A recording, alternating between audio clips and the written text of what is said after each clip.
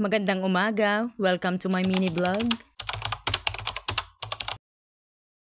Bago matulog at pagkagising ko nga sa umaga, lagi talaga ako nagpapasalamat kay Lord. Napaka-iksi lang kasi ng buhay natin at lahat ng ito ay hiram lang natin talaga sa taas. Dumating na ako sa ganitong edad ko, lagi ko talagang naiisip na dapat talaga yung mga ganitong edad natin, ini-enjoy na lang talaga natin. Masarap talaga yung gigising ka sa umaga, malalanghap mo talaga yung sariwang hangin, maririnig mo yung tunog ng alon sa dagat at yung mga huni ng ibon sa umaga. Masasabi mo na lang talaga na napakalayo mo na talaga sa syudad. At literal talaga na nanay ka na nga dahil yung oras mo, buhay mo, umiikot lang talaga sa bahay at sa pamilya mo. At syempre dito sa tambak mong hugasin araw-araw.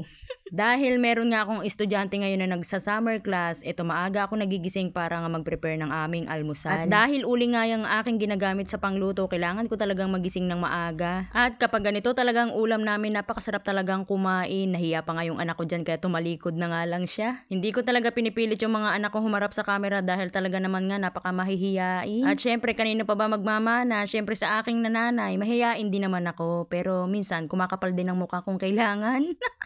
Kung mahiyain na nga ang mga anak ko, mas lalo ang papa nila. Pero nga sa mga oras nito, wala dito talaga ang kanilang papa dahil nagtatrabaho nga po siya sa Maynila. Dito sa probinsya, kung magsisipag ka manguha ng isda sa dagat o magtanim ng mga gulay, sigurado naman mabubuhay ka. Yun nga lang, dahil marami nga sa mga pagkain natin ngayon ay kailangan ng pera, ay naku, kailangan talaga natin ng ekstrang trabaho. At dito sa probinsya, hirap talaga kami sa pera, sa totoo lang talaga. Lagi pa nga ako na pagkakamalan na mapera, pero ang totoo lang, wala talagang pera ang aking bulsa. Hindi ko alam kung bakit nyo lagi yan pinipilit. Sa totoo lang, bahay lang ang meron ako pero wala talaga akong pera. Kung iisipin nyo naman nga na bakit hindi ako magtrabaho para magkaroon nga ako ng pera at makatulong ako sa asawa ko, ay nako Diyos ko. Kung alam nyo lang, gustong gusto ko talagang magtrabaho, pero kung iisipin yung mabuti, walang mag-aalaga sa mga anak ko.